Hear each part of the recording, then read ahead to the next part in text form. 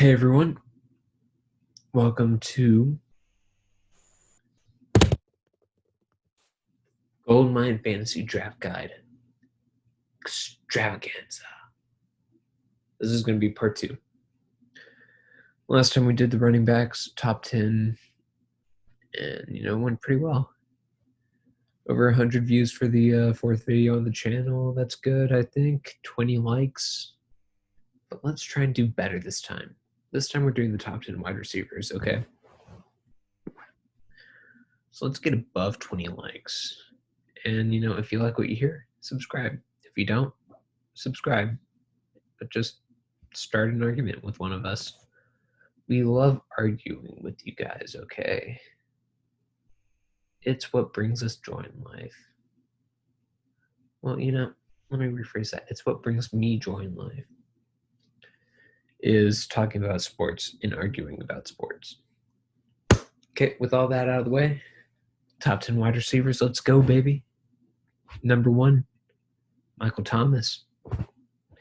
Coming off of a historic season, single season record in receptions, 149. That's 149 points in PPR. He does not have any help in that receiving core, so he's going to be the primary target again. Number 2, DeAndre Hopkins. Now, some of you might have questions about Kyler Murray and DeAndre Hopkins working together and their chemistry, but I think they're going to do good together. I think it might not be as good as Deshaun Watson. It might be better than Deshaun Watson. We don't know yet. It's going to be their first season, but I would definitely take the risk. I've calculated the risk for you. It's definitely worth it. Pick up DeAndre Hopkins while you can. Number 3, Tyreek Hill. His quarterback's Patrick Mahomes. What more do I need to say? He's also the fastest wide receiver in the game. Is there anything else I need to say to convince you that he's top 3? Okay, number 4, Julio Jones. The only problem I have with him is he hasn't gotten a touchdown early in the season for me. And, once he gets a touchdown, he explodes for the rest of the season, but he doesn't get me the points in the first few games, and that's what I don't like about him. But if he gets a touchdown in the first season, he will be great for the rest of the season. Yeah. Number 5, Chris Godwin. His quarterback, I don't know if you've heard of him. It's Tom Brady. His last one was legally blind. You can, quote me on this. He will be better with Tom Brady. Now, I have my mixed feelings about Tom Brady in his old age, but I think he's still able to perform. He can't throw that many deep balls anymore, but he can perform still, and that's what matters for Chris Godwin. He's going to be the primary receiver. He's going to get a bunch of targets. He will do good this season. Number 6, Devontae Adams. Aaron Rodgers has something to prove, and you better be sure that he's going to Devontae Adams.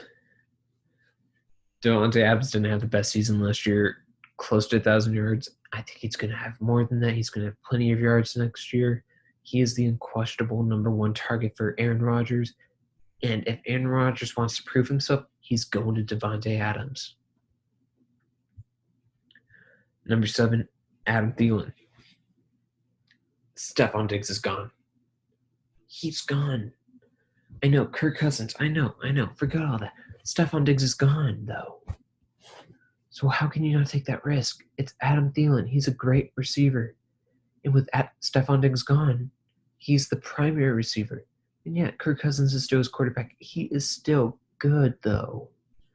He is capable of throwing the ball to Adam Thielen, and that's what you need. He is going to be great, and that's why he's number 7. Number 8, DJ Moore.